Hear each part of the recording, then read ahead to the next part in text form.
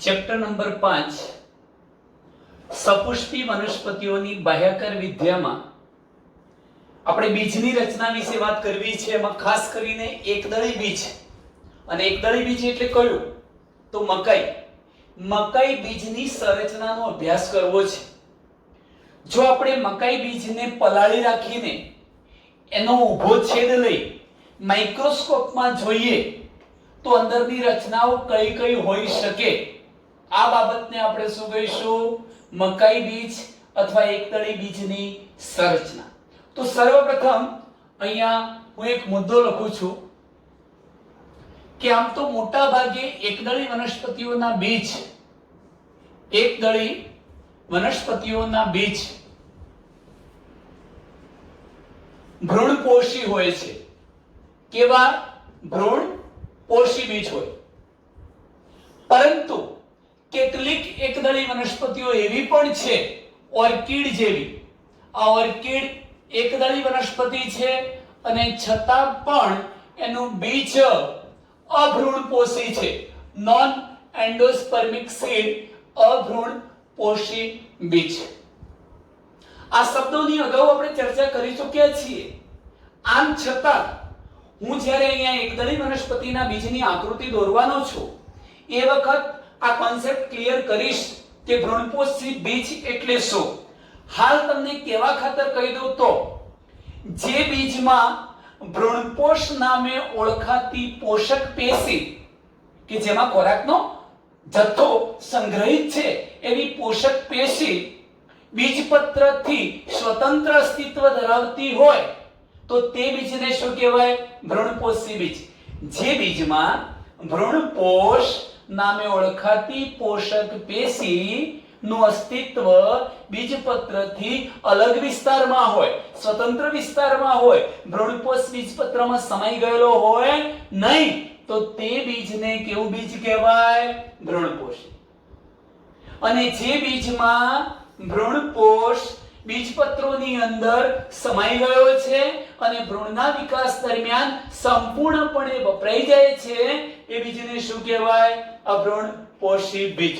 પણ તમે એક શબ્દ વિચારો, મેં કહ્યું કે એકદળી વનસ્પતિઓમાં બીજ મોટા ભાગે ભ્રૂણપોષી જ હોય છે, છતાં ઓર્કિડ જેવી એકદળી વનસ્પતિનું બીજ કેવું છે? અભ્રૂણપોષી। આ એક ટૂંકો પ્રશ્ન મિત્રો યાદ રાખજો। ચલો ત્યાર પછીના મુદ્દાની હું ચર્ચા કરું તો તમે એ પણ જાણો છો, આપણે બધાએ મકાઈના બીજને જોયેલું છે। તો મકાઈનું જે બીજ છે એ પૃષ્ઠવક્ષ બાજુએથી ચપટું હોય છે। એનો મતલબ એ થયો હથેળી જેવું, પૃષ્ઠવક્ષ બાજુથી થોડું દબાઈ ગયું, ચપટું દાણું, ઉપસેલો હોતો નથી, કેવું હોય છે? ચપટું દાણું। અને એ પણ કહી શકું કે એક છેડેથી જોજો, એક છેડેથી મકાઈનું બીજ પહોળું અને બીજા છેડે એ થોડું કેવું હોય છે? સાંકડું। એનો મતલબ એવો થયો કે ધારો કે હું મકાઈના દાણાને આ રીતે અહીંયા બતાવું તો તમે જોઈ શકો છો પૃષ્ઠવક્ષ બાજુએ ચપટું આ મકાઈનું બીજ છે, એમાં એનો એક છેડો જે છે પહોળો છે, જ્યારે એનો બીજો છેડો કેવો છે? સાંકડો છે। તમારી જાણ ખાતર કહી દઉં તો સાંકડા છેડે ભ્રૂણ પ્રદેશ આવેલો છે। કયો પ્રદેશ? ભ્રૂણ। અને ભ્રૂણ એટલે શું તમે જાણો છો? કે જેમાં ભ્રૂણાગ્ર હોય, ભ્રૂણ મૂળ હોય, બીજપત્ર હોય એવો વિસ્તાર એ ભ્રૂણ અથવા ભ્રૂણધરી કહેવાશે। પરંતુ એનો પહોળો જે છેડો છે, મોટો વિસ્તાર, સમગ્ર મકાઈના બીજનો લગભગ 2/3 જેટલો વિસ્તાર, હું પછી તમને સમજાવું છું, 2/3 3 માંથી 2 ભાગનું વિસ્તાર, મોટો વિસ્તાર ભ્રૂણપોષ નામે ઓળખાય છે। ભ્રૂણપોષ કયા નામે ઓળખાશે? ભ્રૂણપોષ। હું તમને કહું મિત્રો, આ સાંકડો જે ભાગ છે આટલો જો ભ્રૂણ પ્રદેશ હોય તો આ જે વિશાળ પ્રદેશ છે થવાનો મોટો, ત્યાં કોણ હશે? ભ્રૂણપોષ હશે, જેમાં ખોરાકનો સંગ્રહ થયેલો હોય છે। ચલો આને આપણે ડિટેલમાં સમજવાના છીએ, આ માત્ર મેં તમને માહિતી આપી। હવે માની લો કે જો આપણે એનું કેમિકલ એનાલિસિસ કરવું હોય, રાસાયણિક પૃથ્થકરણ કરવું હોય તો શું કરવું? મકાઈના બીજને પલાળી રાખ્યા પછી ઊભો છેદ લો, ઊભો પતળો છેદ લઈને તમે એક સ્લાઇડ પર મૂકો. એ પહેલા એ સ્લાઇડ પર આયોડિનનું એક ટીપું મૂકો. આયોડિન I2 બ્લુ રંગનું અભિરંજક છે આયોડિન. એ આયોડિનનું આપણે એક નાનું ટીપું મૂકીશું. આયોડિનનું ટીપું મૂકીશું એટલે શું થવાનું કે આ જે પહોળા વિસ્તાર ભ્રૂણપોષ પ્રદેશની અંદર સ્ટાર્ચ હતો એ સ્ટાર્ચનું અભિરંજન થવાનું. સ્ટાર્ચ આયોડિન વડે અભિરંજિત થઈ અને વાદળી ઘેરા બ્લુ રંગનો બનવાનો. જે વિસ્તાર ઘેરા વાદળી રંગનો બનશે એ ભ્રૂણપોષ પ્રદેશ, અને ન બને એ કયો પ્રદેશ? ભ્રૂણ પ્રદેશ કહેવાય. તો એના પરથી પણ તમે અખતરો કરી શકો, કસોટી કરી શકો કે ભ્રૂણપોષ પ્રદેશ કેમ વાદળી રંગનો બન્યો? કારણ કે એમાં સ્ટાર્ચ નામે ઓળખાતા ખોરાકનો સંગ્રહ થયો હતો. અને આયોડિનની પ્રકૃતિ એવી છે કે કાર્બોદિત સ્ટાર્ચ કાર્બોદિત સાથે પ્રક્રિયા કરી અને વાદળી રંગ આપશે, બ્લુ રંગ આપશે. તો એના પરથી પણ તમે આ કસોટી કરી શકો. ચાલો મિત્રો, આપણે મકાઈ બીજની રચના જોવી છે તો એમ કહી શકાય કે જો મકાઈ બીજની રચના જોઈએ તો એમાં પણ વાલ બીજની જેમ જ બીજાવરણ હશે. બીજાવરણ અને બીજાવરણ વડે ઘેરાયેલ, બુક પ્રમાણે વિચારીએ તો ભ્રૂણ, અથવા તમે અત્યારે એને ભ્રૂણધરી કહી શકો. આના પણ આગળ પેટા ભાગ પડવાય તો આપણે એવું કહી શકીએ કે ભ્રૂણધરીમાં મુખ્ય 3 ભાગોનો સમાવેશ થશે. ભ્રૂણાગ્ર આવેલું હશે, ભ્રૂણાગ્ર એટલે આદિસ્કંદ. ભ્રૂણમૂળ આવેલું હશે જેને આદિમૂળ કહેવાય, અને બીજપત્ર. પણ આ યાદ રાખજો, મકાઈ એકદળી વનસ્પતિ છે એટલે એક જ બીજપત્ર એની અંદર આવેલું હશે જેને આપણે વરુથિકા એવું નામ આપવાના છીએ. ચાલો મિત્રો, આટલે સુધી તમને ખબર પડી ચૂકી છે ભ્રૂણાગ્ર, ભ્રૂણમૂળ અને એક જ બીજપત્રની ચર્ચા કરવી છે. સાથે સાથે હું બીજાવરણની પણ વાત કરવા માંગુ છું. હવે મહત્વનો પોઈન્ટ એ છે, ફરી આ આકૃતિને હું બતાવું, બરોબર ધ્યાન રાખજો કે ધારો કે હું આ એક મકાઈના બીજને અહીંયા બતાવી રહ્યો છું. આ મેં મકાઈ બીજ બતાવ્યું છે.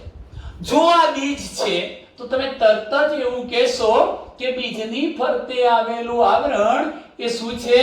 બીજા આવરણ છે. બીજાવરણ એક જ બીજાવરણ હોય અને એ પાતળું છે, ત્વચીય છે. ત્વચી, ત્વચા જેવું પાતળું એક જ બીજાવરણ આવેલું છે. હવે મહત્વનો પોઈન્ટ એ છે કે જે મકાઈના દાણાને આપણે હાથમાં લઈ જોઈએ છીએ એ મકાઈનો દાણો બીજ તો છે, પણ સાથે સાથે એ ફળ પણ છે. શું છે બેટા? ફળ પણ છે. બીજ પણ છે અને ફળ પણ છે. તો તમને એમ થાય સાહેબ આને બીજ પણ કહેવું અને આને ફળ પણ કહેવું, શા માટે? હું તમને એ બાબત સમજાવું છું. જો આ બીજ હોય તો આ તો બીજાવરણ થયું. હવે માની લો કે હું એની ફરતે આ બ્લુ પેન થી એક આવરણ બતાવું છું. એ ફળનું ફલાવરણ છે. ફળનું શું છે? ફલાવરણ. અહીં જરા ધ્યાન વિશેષ રાખજો. આ ફળનું શું થયું? ફલાવરણ. તો નામ લખી દઉં છું, ફલાવરણ. આમ તમે જોઈ શકો છો કે મેં બીજની ફરતે બીજાવરણ અને એની ફરતે પાછું ફલાવરણ બતાવ્યું. ફલાવરણ તો ક્યાં હોય? ફળમાં. એટલે બીજ પણ છે અને ફળ પણ છે. આવું થયું કેવી રીતે? આવું કેવી રીતે થયું? આ યાદ રાખો. તમે આગળ ભણી ચૂક્યા છો કે આ સ્ત્રી કેસર છે. સ્ત્રી કેસરની અંદર આ એનો બીજાશય છે મિત્રો. શું છે? બીજાશય. બીજાશયના પોલાણમાં કોણ ગોઠવાયેલું હોય? અંડકો. કેટલા? માત્ર ને માત્ર હું એક જ અંડક બતાવું છું. જોઈ શકો છો કે બીજાશયના પોલાણમાં એક જ અંડક ગોઠવાયેલું છે. શું છે? એક અંડક છે. એટલે હું એમ કહી શકું કે જો આ અંડક ફલન પામી જાય છે તો અંડકનું રૂપાંતર શામાં થઈ જાય છે? બીજમાં. ફલિત થયેલા અંડકને શું કહેવાય? બીજ. એટલે આ શું બની ચૂક્યું? બીજ બની ચૂક્યું. અને બીજની ફરતે આવરણ હોય એને શું કહેવાય? બીજાવરણ. બીજી વ્યાખ્યા તમે ફળની એવી સમજ્યા હતા કે ફલન બાદ બીજાશયની દીવાલ શામાં ફેરવાય છે? ફળમાં. એનો મતલબ એ થયો કે આ જે બીજાશયની દીવાલ હતી શામાં ફેરવાઈ ગઈ? ફળમાં. શામાં ફેરવાઈ ગઈ? ફળમાં. હવે ફળની દીવાલ આ ફલાવરણ અને બીજની દીવાલ આ બીજાવરણ. બીજાવરણ ને ફલાવરણ બે આવરણો બતાવ્યા. તમને શા માટે મકાઈનો દાણો બીજ પણ દેખાય છે અને ફળ પણ દેખાય છે એ સમજાવો. યાદ રાખજો કે અહીંયા બીજાવરણ ને ફલાવરણ બંનેને એકબીજાથી છૂટા ન પાડી શકાય એ રીતે એકબીજા સાથે મજબૂતાઈથી જોડાઈ ગયેલા હોય છે અને એ જોડાણને કહેવાય છે સંયુક્ત કવચ અથવા તુષ. શું કહેવાશે? સંયુક્ત કવચ અથવા તુષ. તો આ બંને આવરણો એકબીજા સાથે જોડાઈ જઈને સંયુક્ત કવચ કે તુષ બનાવે છે. કયા કયા આવરણો જોડાઈ જાય છે? ફલાવરણ અને બીજાવરણ જોડાઈ જઈને સંયુક્ત કવચ કે પછી તુષ બનાવે છે એમ કહેવાય. હવે તમે વિચારો કે તુષના નિર્માણના કારણે આ ફળ પણ છે અને બીજ પણ છે. કેમ એવું થયું? કારણ કે મકાઈ જેવી ધાન્ય વનસ્પતિઓના બીજ એક સ્ત્રી કેસરી અને એક અંડકીય બીજાશયમાંથી ઉત્પન્ન થયા હોય છે. એક સ્ત્રી કેસર વાળા એક અંડક વાળા બીજાશયમાંથી ઉત્પન્ન થયા હોય છે. એટલે એક અંડક બીજમાં ફેરવાઈ ગયું અને બીજાશય ફળમાં, એટલે ફળ અને અંદર બીજ, બીજાવરણ ને ફલાવરણ જોડાઈ ગયા માટે આપણે એને સંયુક્ત કવચ કહીશું. ચલો આટલે સુધી મિત્રો તમને આઈડિયા આવી ગયો હશે. તો આપણે વ્યાખ્યામાં આપણે લખી દઈએ છીએ.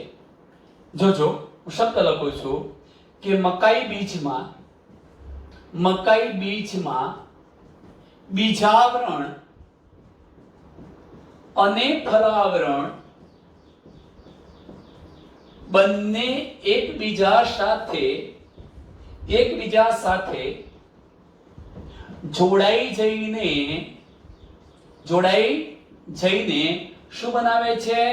સંયુક્ત કવચ અથવા શું બનાવશે? તુષ બનાવે છે. આટલે સુધીની વાત થઈ. હવે આપણે ચર્ચા કરવી છે. હું તમને આ બીજની રચના સમજાવું. એક મોટી આકૃતિ આપણે દોરીએ છીએ અને ત્યાર પછી વર્ણના તમામ મુદ્દાઓ તરફ જઈશું. ચલો મિત્રો અહીં ધ્યાન. આ આકૃતિમાં આપણે કયા કયા શબ્દોને લઈ શકીએ તમે જોઈ શકો છો કે હું સર્વપ્રથમ તો મકાઈ બીજ માટે આ પ્રકારે એક મોટી આકૃતિ દોરું છું.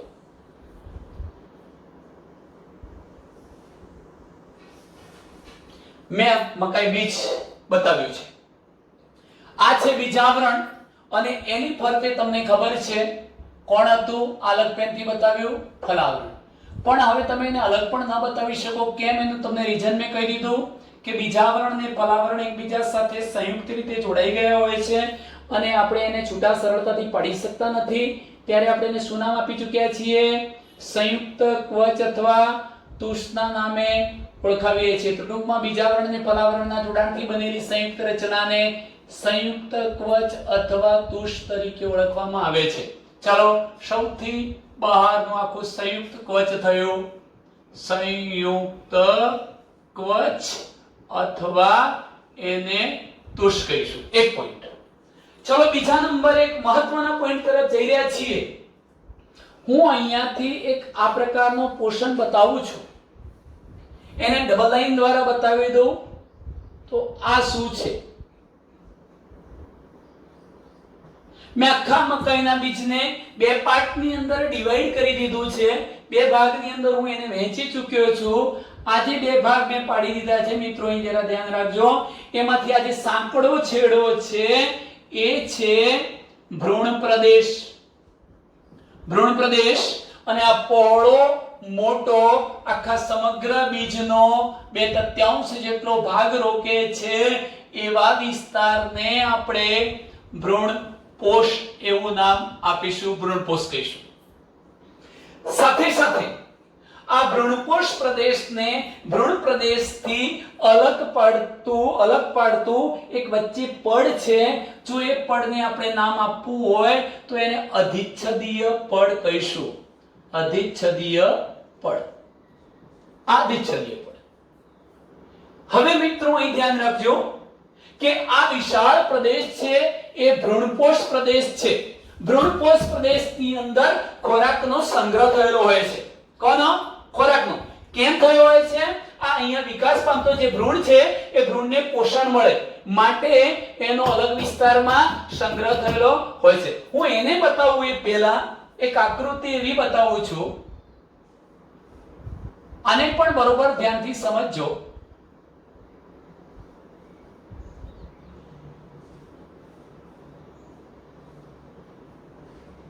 તમે અહીં પણ બતાવવું હોય તો બતાવી શકશો આ વિસ્તારને.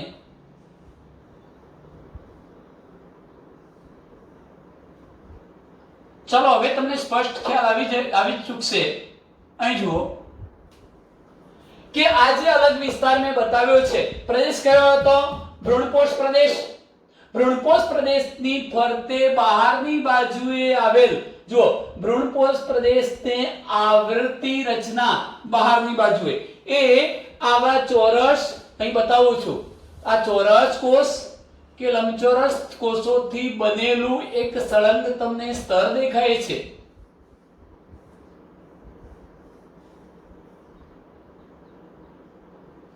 ભ્રૂણપોષ પ્રદેશની ફરતે ચોરસ કે લંબચોરસ આકારના કોષોથી બનેલી જે રચના દેખાય છે, એક સ્તરીય રચના, આ એક સ્તરીય રચનાને શું નામ અપાય છે?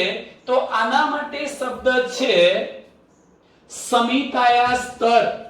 આને શું કહેવાય? સમિતાયા સ્તર. કયા પ્રદેશની બહારની બાજુએ? હવે તમને સ્પષ્ટ ખ્યાલ આવી ચૂક્યો છે કે મકાઈ બીજનો વિશાળ 2/3 જેટલો જે ભાગ હતો કે જેની અંદર સ્ટાર્ચ નામે ઓળખાતા કાર્બોદિત ખોરાકનો સંગ્રહ થયેલો છે, એવા વિસ્તારને ભ્રૂણપોષ તરીકે આપણે ઓળખાવીએ છીએ. આ ભ્રૂણપોષની ફરતે આવેલ એક સ્તરીય રચનાને સમિતાયા સ્તર કહે છે. કેમ સમિતાયા? તો સમિતાયાનો મતલબ થાય છે પ્રોટીન. સમિતાયા કોણ? એટલે પ્રોટીન કણ. આ સ્તરની અંદર કોનો સંગ્રહ થયેલો હોય છે? પ્રોટીન કણોનો ખોરાક સંગ્રહ થયેલો હોય છે. સમિતાયા સ્તરમાં પ્રોટીનના કણોનો સંગ્રહ થયેલો હોવાથી પ્રોટીન એટલે સમિતાયા કણ. સમિતાયા કણ ધરાવતા સ્તરને સમિતાયા સ્તર તરીકે ઓળખવામાં આવે છે. તો ચાલો આ સ્તર જે થઈ ગયું એ કયું થઈ ગયું? સમિતાયા સ્તર. આપણને સમિતાયા સ્તરનું સ્થાન પૂછે અને શાની બનેલી રચના છે, તો એવું કહી શકાય કે મકાઈ જેવી એક તળી વનસ્પતિના બીજમાં ભ્રૂણપોષની ફરતે આવેલું પ્રોટીન કણો અથવા સમિતાયા કણોનો સંગ્રહ કરતું એક સ્તરીય સ્તર, એને શું કહેવાય? સમિતાયા સ્તર તરીકે ઓળખવામાં આવે છે. ચલો મિત્રો, આટલે સુધીનો મુદ્દો આપણે ક્લિયર કર્યો. આપણી બુકમાં આ જે વચ્ચે અધિચ્છદીય પદ દોર્યું છે મેં બે બ્લેક ડોટેડ લાઈન દ્વારા, એનો ઉલ્લેખ કરેલો નથી. હું તમને એનું કાર્ય પણ કહી જ દઉં છું કે આ જે સ્તર છે, અધિચ્છદીય સ્તર, એ ઉત્સેચક ઉત્પન્ન કરે છે અને આ ઉત્સેચક કાર્બોદિતોનું પાચન કરે છે. જેમ કે બેટા અહીંયા સ્ટાર્ચનો સંગ્રહ થયેલો હોય તો સ્ટાર્ચને ગ્લુકોઝ જેવા મોનોસેકેરાઇડમાં ફેરવવા પડે અને આ મોનોસેકેરાઇડ સરળ ઘટક હોવાથી અહીં વિકાસ પામતો જે ભ્રૂણ છે એને પોષણ મળી શકે. તો આ સ્ટાર્ચને ગ્લુકોઝ જેવા મોનોસેકેરાઇડમાં ફેરવવાનું કામ કરતો ઉત્સેચક અધિચ્છદીય પડમાંથી ઉત્પન્ન થાય છે. આવડે કે નહીં આટલી બાબત? ચલો હવે જરા ધ્યાન રાખો. આપણે આવી જઈએ છીએ કયા પ્રદેશ તરફ? ભ્રૂણ પ્રદેશ તરફ. બીજનો સાંકડો છેડો એ ભ્રૂણ પ્રદેશ છે અને ભ્રૂણ પ્રદેશમાં તમે જોઈ શકો છો કે એક તમને ઢાલ આકારનું, જાણે આપણે પકડીએ અને ઢાલનો આગળનો છેડો પહોળો હોય એવું ઢાલ આકારનું આ એક જ બીજપત્ર જોવા મળે છે. આ શું છે? એક બીજપત્ર. આ ઢાલ આકારનું જે બીજપત્ર જોવા મળ્યું કયા પ્રદેશમાં? ભ્રૂણ પ્રદેશમાં. બીજના સાંકડા છેડે ભ્રૂણ પ્રદેશમાં એક ઢાલ આકારનું સાંકડું બીજપત્ર જોવા મળે છે. આવા બીજપત્રને નામ અપાય છે વરુથિકા. એક જ બીજપત્ર હોવાથી આપણે એને એકદળી વનસ્પતિ કહીશું, એકદળી બીજ કહીશું. હવે પેલી વ્યાખ્યા યાદ કરો કે શા માટે આ બીજને ભ્રૂણપોષી બીજ કહ્યું? તો આ બીજપત્રથી અલગ સ્વતંત્ર વિસ્તારમાં કોનું અસ્તિત્વ છે? ભ્રૂણપોષનું. અને તેથી તે બીજને શું કહેવાય? ભ્રૂણપોષી બીજ. પણ જો ભ્રૂણપોષ આ બીજપત્રમાં સમાઈ ગયેલો હોત તો તે બીજને શું કહેવાય? અભ્રૂણપોષી બીજ. આવડશે? ચલો અહીં સુધી જરા ધ્યાન રાખજો. આ ભ્રૂણ પ્રદેશમાં હું કેટલીક રચનાઓ બતાવું છું તમને આ પ્રકારે સાંકડા છેડે. આ જે રચના બતાવી છે મેં, આ પ્રકારની રચના એ ભ્રૂણાગ્ર છે. ભ્રૂણાગ્ર જેને આદિ સ્કંદ પણ કહેવાય. હું એ જ ધરી પર અહીંયા તમને આ પ્રકારની સોરી ભ્રૂણાગ્ર નહીં બેટા, આને આપણે ભ્રૂણમૂળ કહીશું. નીચેનો જે ભાગ છે એને ભ્રૂણમૂળ અથવા આદિમૂળ કહીશું. આ ઉપરનો જે ભાગ બતાવ્યો એને ભ્રૂણાગ્ર અથવા આદિસ્કંદ કહીશું. આ ભ્રૂણાગ્રની સુરક્ષિત રાખતી રચના અથવા ભ્રૂણાગ્રની ફરતે આવેલ આવરણને આપણે ભ્રૂણાગ્ર ચોલ કહીએ છીએ. ભ્રૂણાગ્ર ચોલ. અને અહીંયા ભ્રૂણમૂળની રક્ષણાત્મક જે રચના છે એને ભ્રૂણમૂળ ચોલ તરીકે ઓળખાવીશું. હવે તમે અત્યાર સુધી ટોટલ આ બીજની રચના આકૃતિ સાથે સમજ્યા. એના વર્ણનના કેટલાક મહત્વના મુદ્દાઓ તરફ જઈએ તો મેં તમને કીધું કે મકાઈ બીજમાં બીજાવરણ અને ફલાવરણ બંને એકબીજા સાથે મજબૂત રીતે જોડાઈ જઈને શું બનાવે છે? સંયુક્ત કવચ કે તુષનું નિર્માણ કરે છે. મકાઈ બીજમાં ભ્રૂણપોષ મોટા જથ્થામાં આવેલો છે. ચલો આ પણ લઈ લઈશું મુદ્દો કે મકાઈ બીજમાં ભ્રૂણપોષ મોટા જથ્થામાં આવેલો છે. મોટા જથ્થામાં આવેલો છે. અને એટલું જ નહીં, મોટા જથ્થામાં આવેલો છે અને કાર્ય શું કરે છે? તો એ ખોરાક સંગ્રહનું કાર્ય કરે છે, જેથી વિકાસ પામતા ભ્રૂણને શું મળી શકે? પોષણ મળી શકે. ભ્રૂણમાં નાનો અને ભ્રૂણપોષના છેડા પર સ્થિત, જુઓ આ ભ્રૂણપોષમાં ખરેખર તો બીજમાં કેવું જોઈએ? બીજમાં ભ્રૂણપોષના બીજા છેડે સ્થિત એટલે બીજા છેડે આવેલો. તમને એવું ના આવડે તો ભ્રૂણપોષ પ્રદેશમાં એવું પણ લખી શકો કે ભ્રૂણપોષ પ્રદેશમાં એક મોટું ઢાલ આકારનું શું આવેલું છે? બીજપત્ર. એ બીજપત્રને શું નામ અપાય છે? વરુથિકા. કયા પ્રદેશમાં આવેલું છે? ભ્રૂણ પ્રદેશમાં એક ઢાલ આકારનું બીજપત્ર આવેલું છે. આ બીજપત્રને કયું નામ અપાય છે? વરુથિકા નામ આપવામાં આવે છે. ત્યાર પછી આખો જે સમગ્ર ભ્રૂણ છે, ભ્રૂણ પ્રદેશ, એમાં જોજો સમગ્ર ભ્રૂણ એક ટૂંકી ધરી ધરાવે છે. શું ધરાવે છે બેટા? ટૂંકી ધરી સાથે. એમાં કોણ હશે? ભ્રૂણાગ્ર. પછી કોણ હશે? ભ્રૂણમૂળ. ભ્રૂણાગ્ર, ભ્રૂણમૂળ.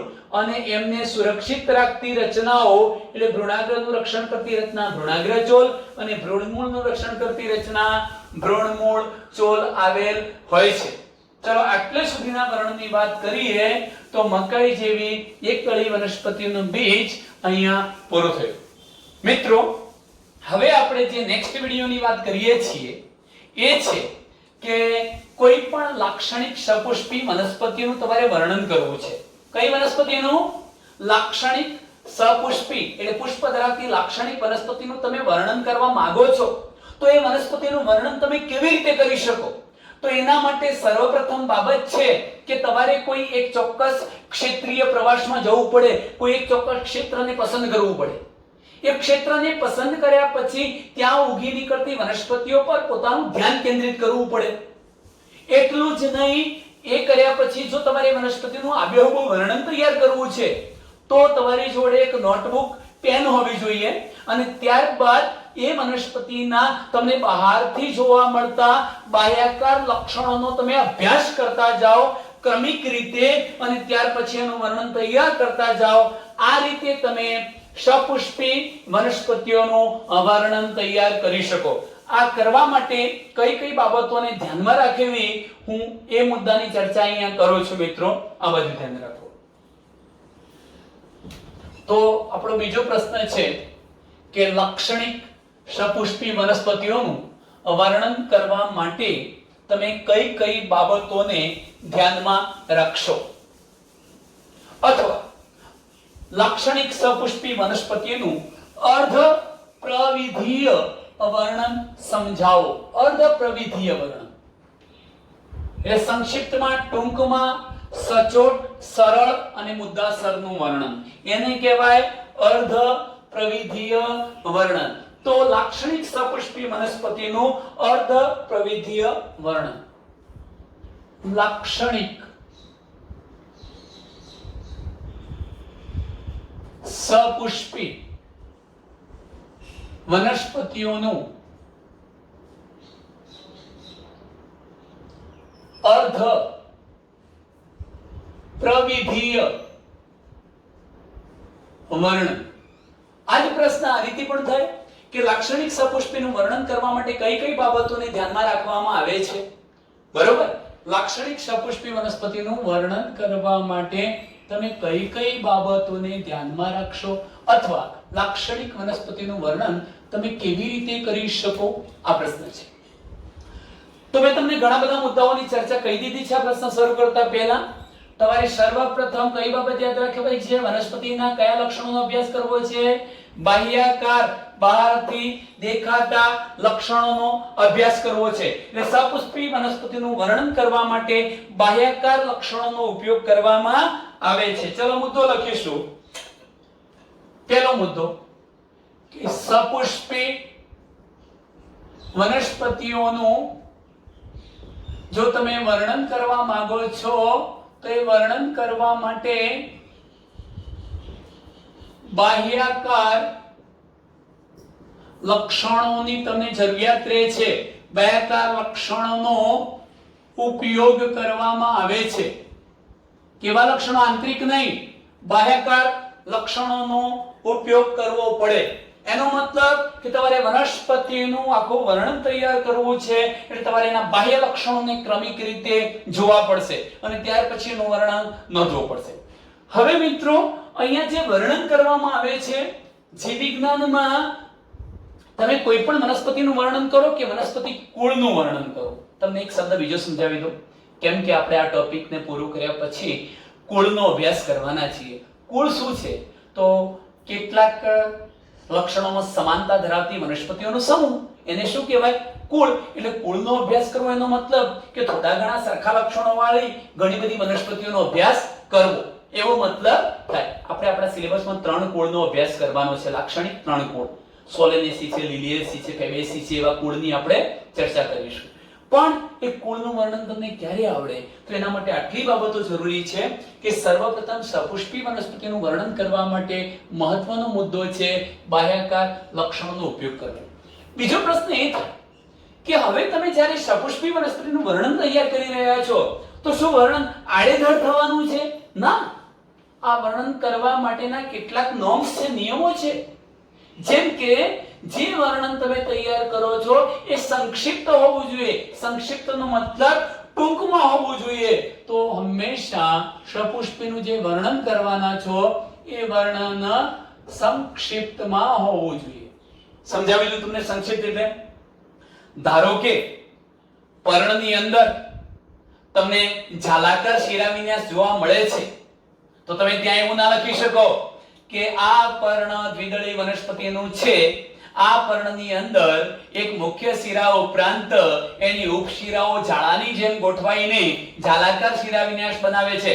આવું ન લખતા માત્ર સંક્ષિપ્તમાં એટલું લખાય, પર્ણ વિન્યાસ સામે ડેશ કરીને ઝાલાકાર. શું લખાય?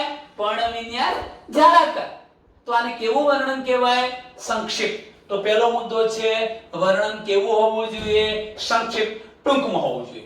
બીજું, એના શબ્દો તમને ઓકવર્ડ ન પડવા જોઈએ, સરળ ભાષામાં રજૂઆત હોવી જોઈએ. કેવી રજૂઆત? સરળ શાબ્દિક રજૂઆત હોવી જોઈએ. એટલે વર્ણન સરળ બનાવવું, ઓકવર્ડ બનાવવું નહીં. ત્રીજું, તમે જે વર્ણન કરો છો એના શબ્દો વૈજ્ઞાનિક ભાષામાં હોવા જોઈએ. એટલે વર્ણન વૈજ્ઞાનિક ભાષામાં. કેવી રીતે? ધારો કે તમે એક પુષ્પ લીધું અને તમે એમ લખો કે આ ફૂલનો રંગ લાલ છે, તો ત્યાં ફૂલ ના લખાય. શું લખવું પડે? પુષ્પ. આ વૈજ્ઞાનિક શબ્દ છે, ખબર પડી કે નહીં? તમે પુષ્પની પાંખડીઓ ના લખતા દલપત્ર લખો. આ કયો શબ્દ છે?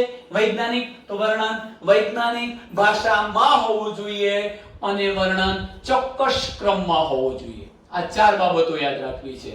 વર્ણન ચોક્કસ ક્રમમાં હોવું જોઈએ. એનો મતલબ કે સર્વપ્રથમ તમે વનસ્પતિનું સ્વરૂપ નક્કી કરશો. સ્વરૂપ એટલે શું? કે એ વનસ્પતિ નાની છે, છોડ સ્વરૂપની છે? શું એ વનસ્પતિ ઊંચી તોતિંગ છે, વૃક્ષ સ્વરૂપની? કે આ બંનેની વચગાળાની ક્ષુપ સ્વરૂપની છે? તો તમે શું નક્કી કર્યું? સ્વરૂપ. એ પહેલા પણ તમને કહી દઉં, એની પ્રકૃતિ નક્કી કરશો કે ભાઈ શુષ્કોદ્ભિદ છે, જલીય છે, સ્થલીય છે, ઉષ્ણ કટિબંધમાં થાય છે, સમશીતોષ્ણ કટિબંધમાં થાય છે, શીત કટિબંધ પ્રદેશમાં થાય છે. આ એની પ્રકૃતિ કહેવાય. પહેલા પ્રકૃતિ લખશો, વનસ્પતિનું સ્વરૂપ લખશો, પછી વર્ણન લેશો, મૂળનું મૂળ કેવું છે, પછી ક્રમમાં પ્રકાંડ લેશો, પછી પર્ણ, પછી પુષ્પીય લક્ષણ, પછી પુષ્પના ભાગોમાં વજ્ર ચક્ર, દલ ચક્ર, પુંકેસર, સ્ત્રીકેસર ચક્ર, પછી પુષ્પસૂત્ર, પછી પુષ્પાકૃતિ. આ રીતે હું જે ક્રમ બોલ્યો એ જ ક્રમમાં વર્ણન આવવો જોઈએ. એને કહેવાય વર્ણન કયા ક્રમમાં આવવું જોઈએ. એવું ના થાય બેટા કે તમે મૂળ પહેલા લખવાનું તો એની જગ્યાએ પ્રકાંડ લખી નાખો, પર્ણ લખી નાખો. એવું ચાલે નહીં. પહેલા શું લખવું પડે? મૂળ, પછી પ્રકાંડ, પછી પર્ણ. આ રીતે ક્રમ જાળવવો પડે. ચલો, આટલે સુધીના મુદ્દા બિલકુલ સરળ છે મિત્રો. હવે વનસ્પતિનું તમારે વર્ણન કરવું છે તો શરૂઆતના વર્ણનમાં તમે શું કરશો? કોનું વર્ણન કરશો? તો વનસ્પતિના શરૂઆતના વર્ણનમાં તમે વનસ્પતિની પ્રકૃતિ નોંધશો. પ્રકૃતિનું વર્ણન કરવું. શું પ્રકૃતિ? મેં તમને કહ્યું કે નહીં કે શુષ્કોદ્ભિદ છે, જલીય છે, એના અનુકૂલનો કેવા કયા વિસ્તારમાં ઉગી નીકળે છે, પ્રકૃતિની નોંધ કરવી. તો વનસ્પતિના શરૂઆતના વર્ણનમાં તેની પ્રકૃતિ અને પ્રકૃતિનું વર્ણન થઈ જાય ત્યારબાદ તમે વનસ્પતિનું મૂળ કેવું છે, એનું પ્રકાંડ, પર્ણ, આ બધા જ લક્ષણો. પુષ્પ સિવાય વનસ્પતિના કોઈ પણ ભાગનું વર્ણન કરો તો એ વાનસ્પતિક લક્ષણોનું વર્ણન કહેવાય. કયું કહેવાય વર્ણન? વાનસ્પતિક લક્ષણોનું. એટલે મૂળ, પ્રકાંડ, પર્ણ જેવા વાનસ્પતિક લક્ષણોનું વર્ણન કરવું.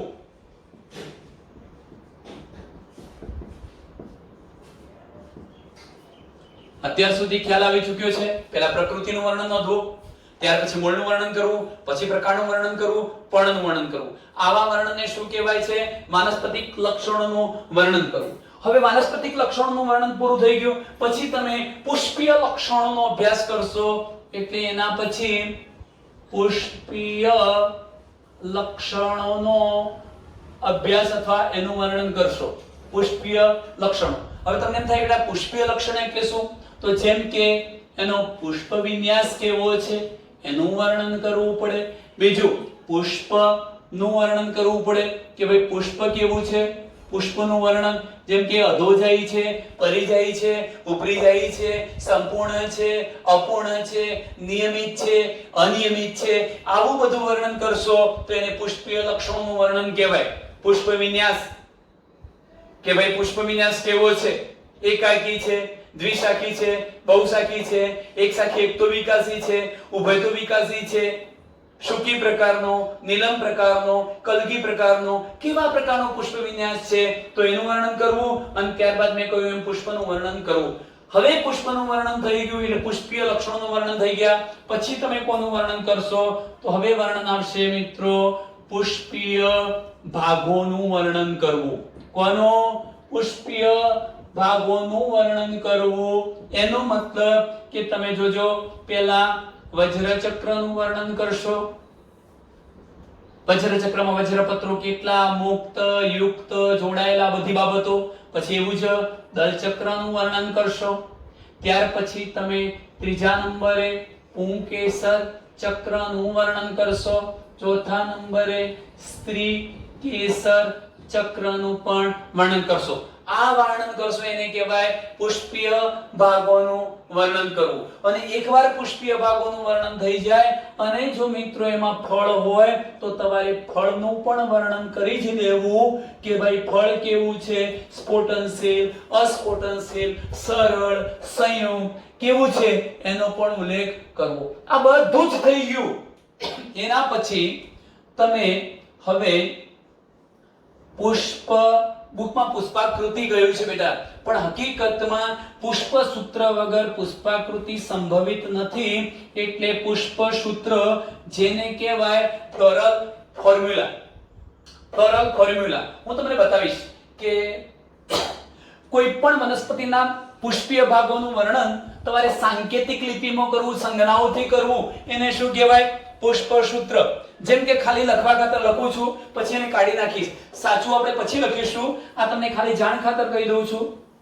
નિયમિત પુષ્પ, દ્વિલિંગી પુષ્પ, વજ્ર ચક્રમાં વજ્રપત્રો 5 જોડાયેલા, દલ ચક્રમાં દલપત્રો 5 જોડાયેલા, પુંકેસર ચક્રમાં પુંકેસરો 5 એકબીજાથી મુક્ત પરંતુ તે દલપત્રો સાથે જોડાયેલા, સ્ત્રીકેસર ચક્રમાં સ્ત્રીકેસર 2 બંને જોડાયેલા, બીજા છે ઉર્ધ્વસ. બેટા હું ઘણું બધું કહી ચૂક્યો. આ છે સાંકેતિક સંજ્ઞાવાળી લિપિ, આને પુષ્પસૂત્ર કહેવાય. એના આધારે તમે પુષ્પના બધા જ ભાગોનું વર્ણન કરી લીધું કે જુઓ પુષ્પ કેવું? નિયમિત, એને કોઈ પણ ધરીએથી કાપતા બે સરખા ભાગમાં વહેંચી શકાય. પુષ્પ કેવું? ઉભયલિંગી, એટલે પુંકેસર અને સ્ત્રીકેસર બંને ધરાવે છે. વજ્ર ચક્રમાં કે એટલે વજ્ર ચક્ર હું સમજાવું તમને સંજ્ઞાઓ. વજ્ર ચક્રમાં વજ્રપત્રો 5 કૌંસ બતાવ્યો એટલે જોડાયેલા ઘટકો એવો અર્થ થાય. દલ ચક્ર માટે સી, દલપત્રો કેટલા? 5 જોડાયેલા. પુંકેસર ચક્ર માટે એ એન્ડ્રોઝિયમ, પુંકેસરો 5 એકબીજાથી છૂટા પરંતુ કોની સાથે જોડાયેલા? દલપત્રો સાથે જોડાયેલા. જી એટલે ગાયનોઝિયમ, સ્ત્રીકેસર, સ્ત્રીકેસરોમાં સ્ત્રીકેસરની સંખ્યા કેટલી? 2 બંને કેવા જોડાયેલા એટલે યુક્ત સ્ત્રીકેસરી. બીજા છે કેવું? ઉર્ધ્વસ. આટલું બધું વર્ણન તમે બોલી શકો. આવા સૂત્રને શું કહેવાય? પુષ્પસૂત્ર. ટૂંકમાં પુષ્પીય સૂત્ર એટલે શું? તો પુષ્પની સમગ્ર રચનાને સંજ્ઞા સ્વરૂપે રજૂ કરતું સૂત્ર, એને શું કહેવાય? પુષ્પસૂત્ર. આટલું થઈ ગયા પછી પુષ્પસૂત્ર લખો. અને પુષ્પસૂત્ર તૈયાર થઈ ગયા પછી લાસ્ટમાં તમારે પુષ્પાકૃતિ દોરવી. એને પુષ્પચિત્ર પણ કહેવાય. શું દોરવું? પુષ્પચિત્ર દોરવું. આટલું કરો એટલે વનસ્પતિનું સમગ્ર વર્ણન પૂરું થઈ જાય. આ પુષ્પાકૃતિ શું છે? ફૂલ? શું પુષ્પ? એની આકૃતિ? ના, પુષ્પના બધા જ ભાગોની ગોઠવણી કેવી રીતે છે એને આપણે એક આકૃતિમાં બતાવીશું. હું દોરીશ લાક્ષણિક આકૃતિ આના પરથી, એટલે તમને આ બાબત ખબર પડશે. હવે મિત્રો એક લાસ્ટ પોઈન્ટ છે. 5-7 મિનિટનું કામ ખાલી બાકી રહ્યું છે, તમે જરા અહીં ધ્યાન રાખજો. આટલું થઈ ગયા પછી તમને એમ થાય કે વનસ્પતિનું વર્ણન તૈયાર કરવા માટે કઈ કઈ સંજ્ઞાઓ ઉપયોગ થાય, તો સંજ્ઞાઓનો અર્થ અને સંજ્ઞાઓ આપણે સમજી લઈએ છીએ. તો અહીંયા શબ્દ લખું છું કે પુષ્પાકૃતિમાં કેટલીક સંજ્ઞાઓ, જો આ પુષ્પાકૃતિ જે દોરવાના છીએ એ પુષ્પાકૃતિને કેટલીક સંજ્ઞાઓ દ્વારા પ્રસ્તુત કરવામાં આવે છે. હું એમ પણ કહી શકું કે પુષ્પસૂત્ર કે પુષ્પાકૃતિ બનાવવા માટે કઈ કઈ સંજ્ઞાઓનો ઉપયોગ થાય છે. તો હું બધું અહીંયા સંજ્ઞાઓનું એક લિસ્ટ આપું છું મિત્રો, અહીં જરા ધ્યાન રાખજો.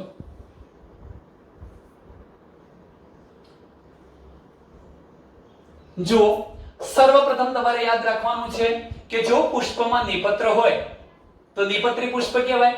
નિપત્ર એટલે બ્રેકટેલ, તો એના માટે નિશાની શું લખવી? BR. નિપત્ર માટે ચાલો પહેલી સંજ્ઞા, નિપત્ર માટે તમે કઈ સંજ્ઞા આપશો?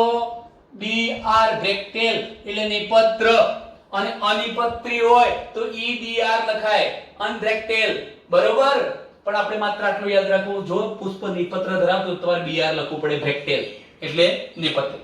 ચાલો ત્યાર પછી તમે જુઓ, હું પુષ્પના મુખ્ય 4 ચક્ર, વજ્ર ચક્ર, દલ ચક્ર, પુંકેસર ચક્ર અને સ્ત્રીકેસર ચક્ર માટે શું સંજ્ઞા વપરાય એની વાત કરું છું.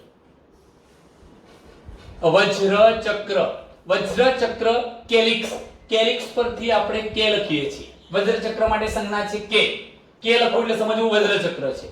ચાલો દલ ચક્ર કોરોલા, એના પરથી આપણે સી લખીએ છીએ. ચાલો એના પછી ચોથા નંબરે હું લખું છું પુંકેસર ચક્ર. પુંકેસર ચક્ર એટલે એન્ડ્રોઝિયમ, એન્ડ્રોઝિયમ માટે એ લખવું એટલે અર્થ થાય પુંકેસર ચક્ર. ચાલો હું લખું છું સ્ત્રી કેસર ચક્ર, સ્ત્રીકેસર ચક્ર ગાયનોઝિયમ, એના માટે શબ્દ આવશે જી, ગાયનોઝિયમ. હવે તમે વિચારો કે મેં એમ કહ્યું હતું કે દલચક્ર અને વજ્રચક્ર બંને એક સમાન દેખાતા હોય ત્યારે આપણે એને પરિપુષ્પ ચક્ર કહેતા હતા. તો પરિપુષ્પ ચક્ર પેર્યંથ કહેવાય, એટલે એના માટે સંજ્ઞા કઈ થઈ જાય બેટા? પી થઈ જાય, પરિપુષ્પ ચક્ર. હવે કેટલાક શબ્દો સમજો કે જો હું એમ લખું છું કે એટલે આ વજ્રચક્ર, હું 5 લખું છું એટલે વજ્રચક્રમાં વજ્રપત્રો કેટલા? 5. જો હું એમને કૌંસમાં બતાવું છું તો 5 વજ્રપત્રો એકબીજા સાથે જોડાયેલા. પણ હું એમ લખું છું કે K5 તો 5 વજ્રપત્રો હતા પરંતુ એકબીજાથી છૂટા. એવી રીતે દલચક્રમાં C લખ્યું, 5 લખું, દલપત્રો 5 હતા જોડાયેલા, આમ લખું એકબીજાથી છૂટા. હું પુંકેસરો લખું A, આ પુંકેસર ચક્ર, એમાં મેં 10 લખ્યું તો 10 પુંકેસરો એકબીજા સાથે જોડાયેલા. પણ એવું ન લખું, પુંકેસરમાં 5 + 5 એટલે પુંકેસર ચક્રમાં પુંકેસરો 10 હતા પણ 5 5 ના બે એકમમાં બે ચક્રોમાં ગોઠવાયેલા હતા, એવો અર્થ થાય. સારું, એક બીજો પોઈન્ટ કહું. મારે એવું બતાવવું છે કે કોઈ એક ચક્રના ઘટકો બીજા ચક્ર સાથે જોડાયેલા છે. એક ચક્રના ઘટકો બીજા ચક્રના ઘટકો સાથે જોડાયેલા છે એવું બતાવવું છે. તો હું તે બે ચક્રોની, આ લખું છું મિત્રો, તે બે ચક્રોની સંજ્ઞાના મથાળે જોડતી આડી લીટી કરીશ. જુઓ કેવી રીતે. આ એક ચક્ર કોણ છે? દલચક્ર. આ બીજું ચક્ર કયું છે? પુંકેસર ચક્ર. એક ચક્રના ઘટકો એટલે કોણ? દલપત્રો. બીજા ચક્રના ઘટકો એટલે કોણ? પુંકેસરો. તો આ પુંકેસરો દલપત્ર સાથે જોડાયેલા છે, દલલગ્ન પુંકેસરો. એને બતાવવા માટે મેં શું કર્યું? બે ચક્રની જે સંજ્ઞા હતી એના મથાળે ટોચે આ બંનેને જોડતી શું કરવી? આડી લાઈન કરવી. એનો મતલબ દલલગ્ન દલપત્રો સાથે જોડાયેલા મેં પુંકેસરો બતાવ્યા છે એવો અર્થ થાય. ચલો ત્યાર પછીની સંજ્ઞાઓ હું આવું કરું. 7મો શબ્દ ઉચ્ચસ્થ બીજાશય. ભણ્યા છો તમે? ઉચ્ચસ્થ બીજાશય, ઉર્ધ્વસ્થ બીજાશય બતાવું. ચલો બીજાશય એટલે ગાયનોઝિયમ માટે જી તો લખી જ નાખો. નીચે લીટી કરો એટલે બીજાશય એનાથી કેવું થઈ ગયું? ઉપર. ઉચ્ચસ્થ બીજાશય. જો મારે અધસ્થ બીજાશય બતાવવું છે, અધસ્થ એટલે નીચે બીજાશય બતાવવું છે, અધસ્થ બીજાશય તો જી તો કરવાનું જ, ઉપર લીટી કરો એટલે જી થી નીચે બીજાશય, અધસ્થ બીજાશય થયું એવો અર્થ થાય. તમારે નર વનસ્પતિ અથવા નર પુષ્પની વાત કરવી છે તો નર પુષ્પ માટે કઈ સંજ્ઞા આપી શકો? નર પુષ્પ માટેની સંજ્ઞા આવી છે રાઉન્ડ કરી અને પછી ઉપર એરો. માદા માટેની સંજ્ઞા શું છે? માદા પુષ્પ માટે તમે સંજ્ઞા કરી શકો આ પ્રકારની. રાઉન્ડ કરી તમે નીચે પ્રસ્થ નિશાની કરો. માદા પુષ્પ અને જે પુષ્પમાં સ્ત્રીકેસર પુંકેસર બંને છે, ઉભયલિંગી પુષ્પ બતાવવું છે. ઉભયલિંગી પુષ્પ માટે તમે આવો સિમ્બોલ, ઉપર એરો, નીચે પ્લસ કરો, દ્વિલિંગી અથવા ઉભયલિંગી પુષ્પ થાય. મિત્રો આટલે સુધી આવડશે. અને છેલ્લા 2 પોઈન્ટ, 12મી સંજ્ઞા અને 13મી સંજ્ઞા. તમે નિયમિત પુષ્પ વ્યાખ્યા જાણો છો બેટા? નિયમિત પુષ્પ એટલે શું? કે જે પુષ્પને લંબ ધરીએથી કાપતા બે સરખા ભાગમાં વહેંચી શકાતા હોય તેને નિયમિત પુષ્પ. નિયમિત પુષ્પ માટેની નિશાની પ્લસ કરીને રાઉન્ડ કરી દેવાનું. એનો મતલબ ગમે તે ધરીથી કાપો, બે સરખા ભાગમાં એને વહેંચી શકાય. અને છેલ્લું અનિયમિત પુષ્પ.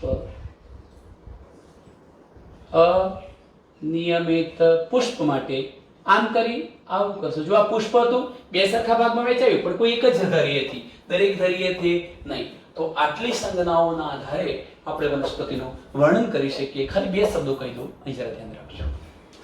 મેં હજુ એક નાનકડો પેરેગ્રાફ એટલા માટે બાકી રાખ્યો છે કે હું આ બધી જ બાબતોના આધારે તમને સમજાવવા માંગુ છું કે પુષ્પસૂત્ર કેવી રીતે બનાવી શકાય અને પુષ્પાકૃતિ કેવી રીતે બનાવી શકાય. તો નવા વિડિયો લેક્ચરની અંદર હું એક પુષ્પસૂત્ર બતાવવા માટે અને પુષ્પસૂત્ર પરથી એક કોમન પુષ્પાકૃતિ દોરી દઈશ. આટલી ચર્ચા કર્યા પછી આપણે એક નવું કુળ લઈશું એટલે ટૂંકમાં નેક્સ્ટ વિડિયો લેક્ચરમાં ગમે તે એક કુળનો અભ્યાસ કરીશું અને પુષ્પા કૃતિનો અભ્યાસ કરીશું. અહીંયા આપણે અટકીએ છીએ મિત્રો. અસ્તુ.